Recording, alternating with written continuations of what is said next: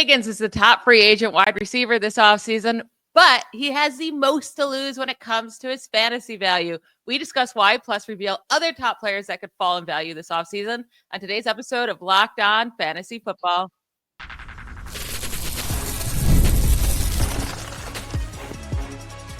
You are Locked On Fantasy, your daily NFL fantasy podcast. Part of the Locked On Podcast Network, your team every day. Welcome into the Locked On Fantasy Football Podcast. Thank you for making us your first listen every day. I'm one of your co-hosts, Michelle Magdziuk, and when I'm not doing this, I'm a researcher and fantasy analyst with NFL Network. And I'm your other co-host, Vinnie Iyer. When I'm not doing this, I'm writing about NFL fantasy and betting for sportingnews.com. This episode is brought to you by Prize Picks. Go to prizepicks.com/LockedOnNFL and use code all lowercase LockedOnNFL to win $50 instantly when you play $5. All right, yesterday we talked about players that we think will rise in value the most this offseason because of, certain ways we think they're going to move with their head coaches or they already have their OCs, the draft, free agency, all that good stuff. Now we're going to do the opposite and say, guys, we think will fall in value the most this offseason. And our top two potential losers, they're both Cincinnati Bengals. And I think the number one guy we need to talk about is Tee Higgins, because I think many will be excited about his opportunity to maybe go be a wide receiver one somewhere. But is that the best case for him, or is it staying with the Bengals? Yeah, I mean, you look at Jamar Chase. He won the Triple Crown, and he's going to get a big contract this offseason. Now, the Bengals, look, other teams have made it work with multiple receivers. The Dolphins with Tyreek Hill and Jalen Waddle. You look at the 49ers to some degree with Brandon Ayuk and Deebo Samuel. Then you look specifically to the Eagles and A.J. Brown and Devonta Smith. But I don't think the Bengals are one of these organizations that are going to roll over and pay Tee Higgins top dollar when they know they have to extend Chase. And I think they kind of are realizing this a little bit. And Tee Higgins last year, he got the franchise tag and played, and he was not happy about that. So he's going to want a long-term deal that's going to put him among the highest paid receivers. But then he's got the durability issues. He wasn't on the field. But when he was on the field last year, Michelle, and he just got red hot with Joe Burrow, he was the wide receiver 3 in average half-point PPR scoring. So that's just behind his teammate, Chase and Jefferson. You just can't expect this to happen again, no matter what, unless you're Chase and Jefferson and you're that good. But there's a lot of other receivers who can push him down. So right away, he should slip from wide receiver 3 if he stays in Cincinnati, even so, because, again, they should have a little bit more help, I would think, at receiver and not put it all on Higgins after Chase. My concern, if he leaves the Bengals and signs somewhere as a number one, say it's Carolina, let's give them as an example, is that a better situation? The passing game is not as dynamic. You're going to have to adjust to Bryce Young. You're number one. Look, it's not always going to work out like Stephon Diggs leaving the Vikings, where he was battling and he was used as a number 2 and he went somewhere else and he worked out great with the Bills. It doesn't always work out that way. I think Higgins is not that type of number one receiver. I think he's a good complementary receiver. If he goes somewhere and be's the number one and sees the double coverage, that's going to be tough. I mean, keep in mind, a lot of this production that Higgins got was off people trying to make sure Jamar Chase didn't beat them. He did it anyway with his Triple Crown, but a lot of the attention really went there, and Joe Burrow went to the other side. So I don't know. It's tough to say he's going to hack it as a number one, but he's going to look for that type of money elsewhere.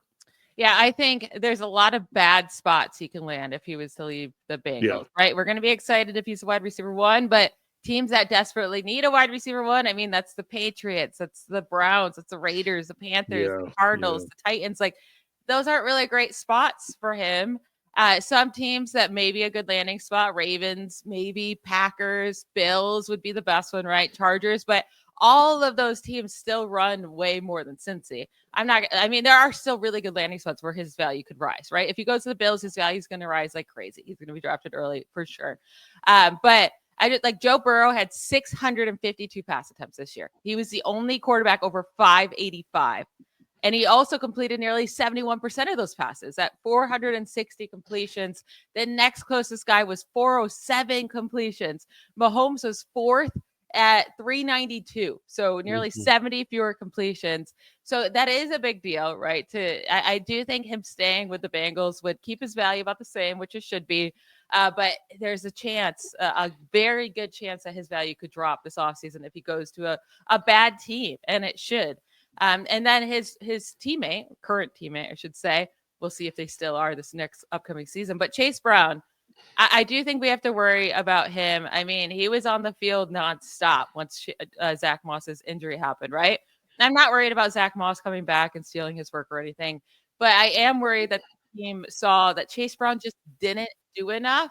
And I do think they're going to bring in competition for him, whether it's through free agency and adding a guy like AJ Dillon or something like that, or in the draft, just like taking a guy third, fourth round and giving Chase Brown more competition as well, because his efficiency overall was pretty lacking. And I think they thought he was going to do a lot more explosive plays that he actually ended up putting up. Yeah, I mean, Chase Brown got the opportunity in Zach Moss's injury, but Zach Moss is back. He should be on this team. They liked him a lot when they looked to replace Joe Mixon in free agency before they drafted and brought in, Brown was the year before, but before they considered Brown to be a guy that could start if they drafted him. So when they look at Brown, I mean, I think he was supposed to be a change of pace, a guy that can get involved in the passing game, maybe a boosted version of Samaje Perine to be in this backfield. I don't think they necessarily thought he was going to have the workload. Now, he did have a lot of touchdowns, and that helped him in a lot of games, right? But is he going to get the same number of volume in those high leverage situations? Are they going to bring a better finisher there? And again, this offense, on top of just moving the ball with greater passing volume and scoring and all that, like, I don't think they want to be that way. Their defense was so bad that the opportunities might drop overall, right? In terms of just drives and things they want to do, they want to put some games away earlier. Now, if they're not trailing, how does that affect Chase Brown if he's going to not be on the field as much, right? If they need a closer type back. So I would expect the Bengals hope to be much improved here with Al Golden as their defensive coordinator and try to just get things going in the right direction. So I just don't think there's going to be enough scoring and explosive play volume that you're going to have. And that could also go down if Higgins leaves, right? He has an effect on what would happen with Brown. If they're not as dangerous in the passing game, you don't open up the running game. So again, I'm a little bit worried about Chase Brown and Tee Higgins for different reasons. Higgins, I think if he stays, again, can't possibly finish the same high level. I still think he's going to be solid wide receiver 2-1 borderline. If he goes elsewhere, I think you drop him more to wide receiver 2, where Chase Brown, I think, don't approach him as the RB12 from last year. I think he's more RB20 would be more appropriate if you're going to look at him even that high. Yeah, I was actually shocked to see his explosive numbers. So he only had 23 carries of 10 plus yards this year on 229 rush attempts. I just want to compare that to some other guys. So James Conner, old man James Conner, had 34 carries of 10 plus yards on nearly identical carries on the season. So 11 more than Chase Brown. Gibbs doubled his carries of 10 plus yards at 46. He did have 30 more carries on the season, but still, that's massively outdoing him. Ramondre Stevenson had only one less carry of 10 plus yards and 20 fewer carries on the season. Even Najee Harris hit 30 carries of 10 plus yards. And again, Chase Brown was at 23, and they were pretty close in carries this year. But like, we think of Najee Harris as like this terrible, efficient running back. Najee Harris is still able to do way more explosive plays than Chase Brown.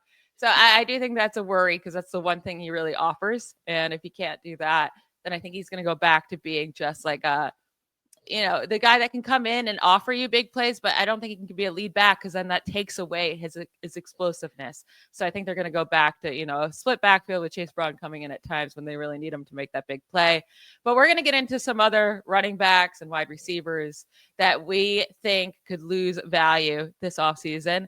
And then also one quarterback and one tight end we are worried about as well. We'll get to that right after a quick break. This is a message from our sponsor, Intuit TurboTax. Are you tired of the endless waiting, wondering, and worrying about your taxes? Well, now that's a thing of the past. You see, taxes don't need to be complicated or stressful. TurboTax is here to change the game by matching you with a TurboTax expert who can get to work on your returns right away. No more waiting for answers. No more wondering if you're missing out on deductions. Whether you've got one form or 20, TurboTax experts give your taxes their undivided attention while you wait. You get real-time updates on their progress so you can focus on what really matters. You don't have to lift a finger, but you'll get the peace of mind knowing that your taxes are being handled by the pros. Ready for stress-free taxes and the most money back guarantee? Head over to TurboTax.com today and get matched with your expert who's ready to take your taxes off your plate so you can focus on your day. It's only available with TurboTax Live Full Service. Real-time updates only in the iOS mobile app. See guarantee details at TurboTax.com/guarantees.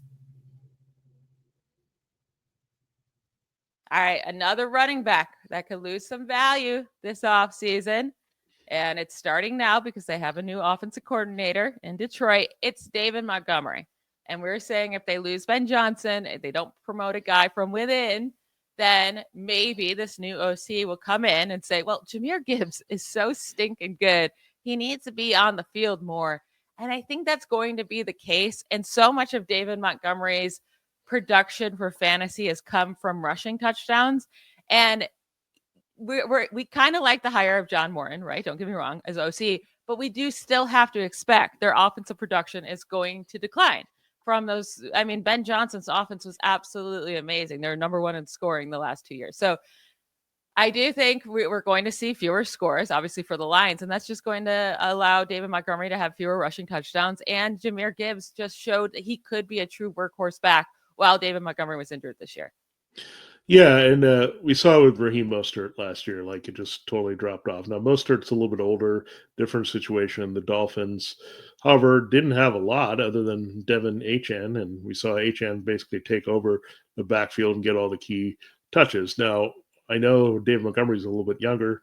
He's 27, though, and he will turn 28 in June. So a little bit wear and tear, too. He's had some injury attrition the past few years where he definitely gets hurt quite a bit here and misses stretches of time. And when you look at Montgomery, like, yeah, you're right. He's highly dependent on scoring. And that always makes you a little bit nervous, right?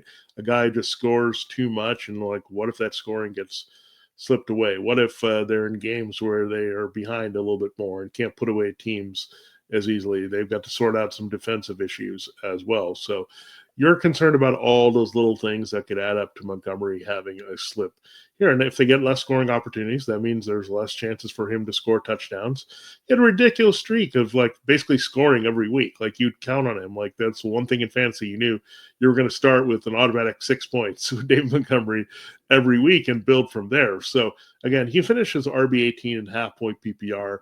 I think in a standard league, if you're dependent on the touchdowns, again, he's probably lower, but even in this format where you look at, okay, I need to get some catches, which he doesn't give you much there in the half point system. He's not going to give you a ton of yards with Jahmyr Gibbs. So again, if he's not scoring, he definitely is expected to drop. So I think David Montgomery falls more into what we thought he might be with Jahmyr Gibbs and higher end flex play. Another running back. This guy we actually disagree on, but I wanted to have him here because you named him. And I actually don't agree, but I think this is good conversation. It's Alvin Kamara. And I get it. He's going to be 30 years old this summer. But what did we say after this season? Yeah. We need to stop being ageist, right?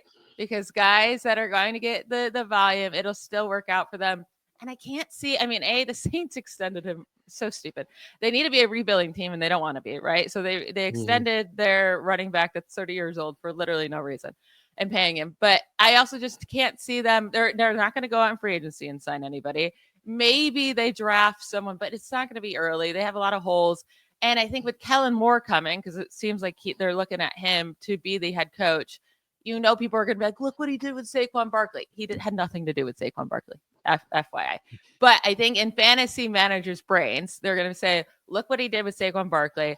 Alvin Kamara has the capability to be very good, right? So I think his value is still going to be super high up. And if he's going to get the volume, which I do think you'd get under Kellen Moore, he's going to be fine, right? Because even this year, he only scored 6 rushing touchdowns, and all of them came within the first 6 weeks. And then he was playing with Spencer Rattler, and this team never scored, right? So I do think he has the capability of doing exactly what he did this year, and it's just volume-based. It's not exciting. But I actually don't think he's going to be all that different from this year, and I think his value in people's minds is actually going to increase if Kellen Moore is hired here.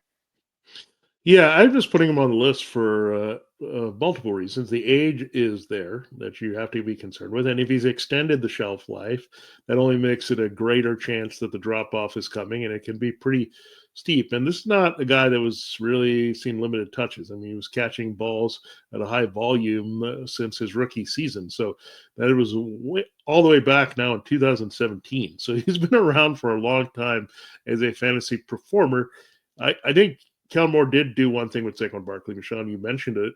It was the volume. He gave them the volume, and they ran 56% of the time more than any other team in the league. But the problem is the Eagles had a very good defense. They finished number one, so you can run a lot more. I mean, the teams that usually run a lot more, unless you're like Lamar Jackson and the Ravens, when you incorporate things, they did go through a few defensive struggles. They typically are the better defensive teams in the league. Now, I'm not sure what you're going to see with the Saints defense. I mean, they did lose the influence of Dennis Allen, which is pretty big for their defense going back to Sean Payton. So now they got to make some decisions.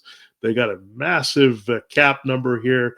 They got to figure out what's going on with Cameron Jordan, and are they going to have to move on from DeMario Davis, some of these familiar guys. So their defense could stink. And if you could say, wait, Alvin Kamara could get a lot of checkdowns that way. But I'm also worried, you mentioned the scoring early. What do they do at quarterback, right? I don't know. Derek Carr is expensive. They don't really have another answer. They don't have great money to go and get a Sam Darnold unless they blow things up. And Darnold, do you feel great about him in this type of offense? Derek Carr and Sam Darnold are the same being, so there's no reason to do that. Yeah, that's what I'm saying. Like, so then they're going to start with like a lesser quarterback. Taysom Hill could retire, so you don't even have that wrinkle there. So I don't know what's going on. You know what I'm saying? Like, I don't like the uncertainty around the Saints at all. I don't like we're waiting this long to find out. If Kellen Moore goes there, he's not going to have the same defensive support or the personnel ability here. So I'm really concerned overall with the Saints, and that's kind of sweeping Alvin Kamara into this conversation for me. But I just don't see any scenario where he finishes at the RB10 in average and half point next year. Yeah, I mean, I don't think it can get worse than it was last year. Firing our head coach, having Spencer Rattler, and I do think Derek Carr is just going to be the quarterback again. But Kamara's fine when he's on the field. I do think them hiring Kellen Moore, if that ends up happening, is a terrible mistake. He wasn't a good OC with the Chargers or really the Cowboys, and now he's going to get a head coaching job just because Saquon Barkley was amazing behind an amazing offensive line. But like, he's just getting a job because of Saquon Barkley, and that's it. But it's just silly to me, and the Saints will stink as they continue to stink every single year. Now, one guy we do agree on could lose value. This is a big one. It's Courtland Sutton, right? He well outproduced our expectations. However, I do think that the Broncos need to add pieces around Bo Nix, right? It was Courtland Sutton, and then he was trying to get Marvin Mims going at the end of the year, Troy Franklin, a couple big passes, but they really need to add like a true possession wide receiver for Bo Nix, and that's really not Courtland Sutton. He's more of that contested catch guy, but Sutton really thrived off of volume this year. In the 10 games, he had at least 9 targets. He averaged 75 receiving yards per game and had 6 receiving touchdowns in those games.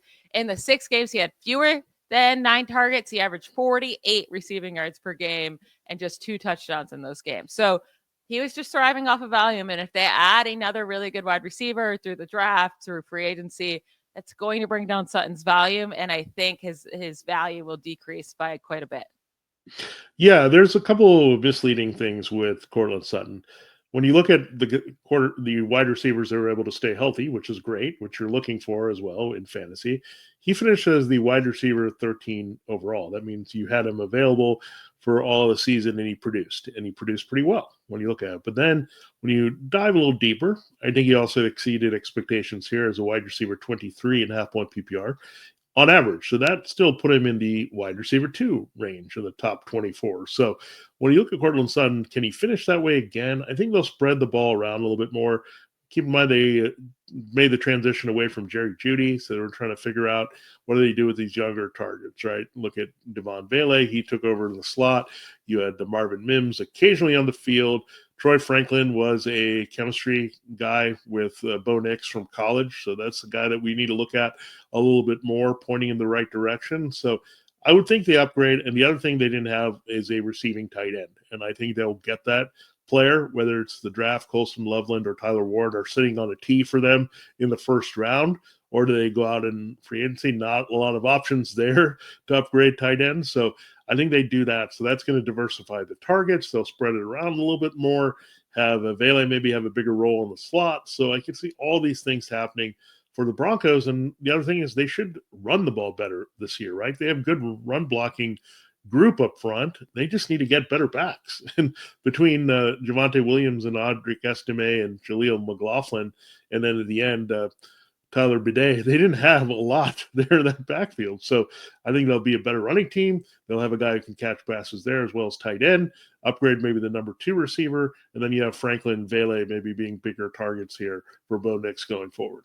Yeah, I think that's a really good point about the running backs too. Like they just could not run this year. I could see them being a team that pays for Najee Harris maybe, and he would be able to handle a bigger workload. He might not be super efficient, but I do think they'd give him a bigger workload and he would be better than anything they had there. I think the hate with Najee has gone a little too far just because of fantasy and his production there. But watching him play, he does look pretty solid. And then at the end of the game, his numbers don't look like anything great. But I do think that's one place that he could end up landing, which would, like, the Broncos need to find a good running back for the running game. So I agree. Another reason why that could hurt Courtland Sutton going into next year. We're going to get into one quarterback and one tight end that's value is going to drop, and one, unfortunately, is already dropping big time because he's going to have yet another offensive coordinator this year. We'll get to that right after the break. This episode of Locked On Fantasy Football is brought to you by the Game Time app. Buying tickets to your favorite events should not be stressful. Game Time is the fast and easy way to buy tickets for all the sports, music, comedy, and theater near you. With killer deals on last-minute tickets and their best price guarantee, you can stop stressing over the tickets and start getting hyped for the fun that you'll have. It's the fastest-growing ticketing app in the country for a reason. You get a panorama view of your seat before you buy, so you know exactly what to expect when you arrive. You can buy tickets in a matter of seconds, 2 taps, and you're set.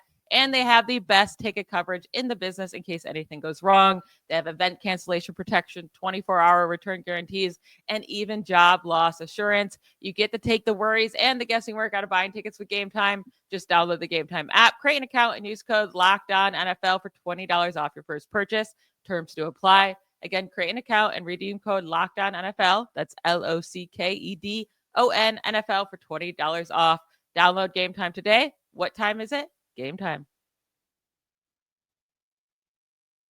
I feel like this is a super easy one, but we got to say it. The quarterback that's going to lose the most value from the end of this season to the start of next season, it has to be Mr. Baker Mayfield.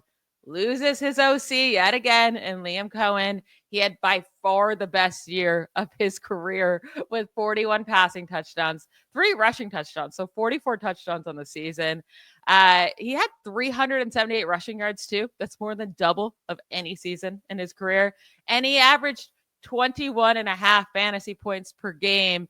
He had not averaged more than 16 points per game in a season since his 2018 rookie season when he was at 17. So he averaged more than 4 more points per game than any other season. Mike Evans is going to be 32 years old. Chris Godwin is a free agent. A lot of things going against Baker this offseason. Yeah, the number one thing you have to say is going against him is it's really hard to have 44 touchdowns in back-to-back years. Now and even Lamar Jackson ascended to the 40 touchdown mark for the first time, right, in terms of passing. And Joe Burrow was up there, but we know Joe Burrow is going to possibly and probably do this again, and it could be as early as this year. We know Lamar Jackson is capable of hitting that ceiling again, but when you look at him, he's basically tied for third here with Joe Burrow in terms of the average fantasy scoring. There's no way Baker Mayfield, it's no offense to his talent or anything, he's not finishing as the QB3 again. That is just way too high. So just that level of scoring, plus he was doing some running to pad his stats as well this year, like all that is just not going to be duplicated. And there's a lot of things, as you mentioned, the Evans age, the Godwin question mark. They're still pretty young at receiver. They could just take a hit here overall as a team.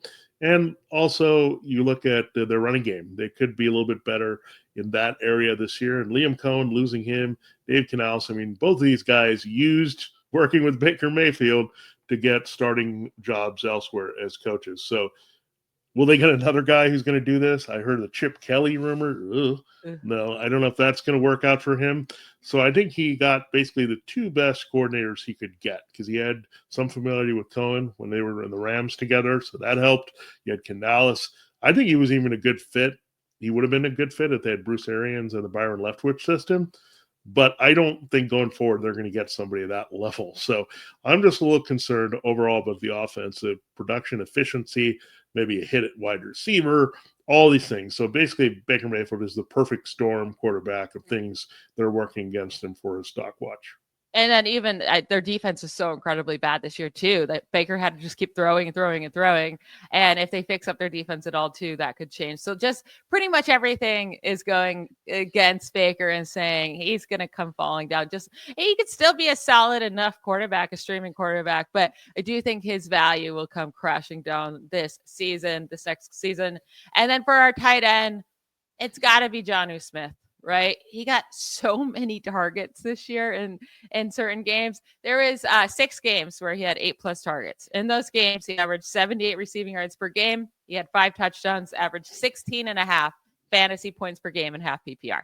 Now, in the other 11 games that he had fewer than 8 targets, he averaged 38 receiving yards per game, had just 3 touchdowns, averaged 7.2 fantasy points per game and half PPR. So like pointless for 11 games, right? And really, really good for those 6 games he was getting the volume.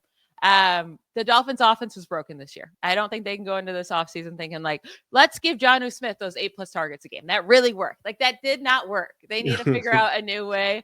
So I do think Jonnu Smith's value will come crashing down in 2025. Yeah, it was almost by necessity. And it's good. Funny, I've got some sun coming through today, which is great because it's been cloudy here. We're ending in the Sunshine State. I don't think it's going to be very bright future here for Jonnu Smith. I mean, this was a career year for him that came out of nowhere. I mean, he was with the Titans.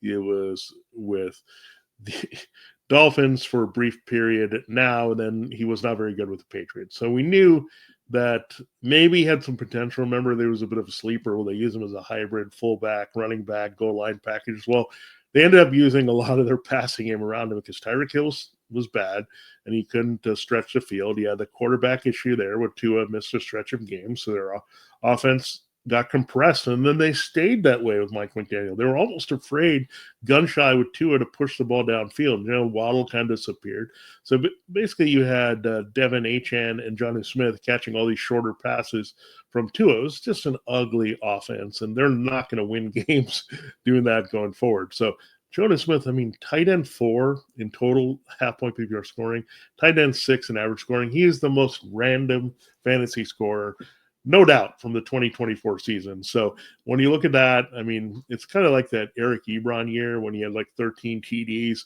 He was stinking with the Lions. He went to the Colts and just got this massive amount of touchdowns.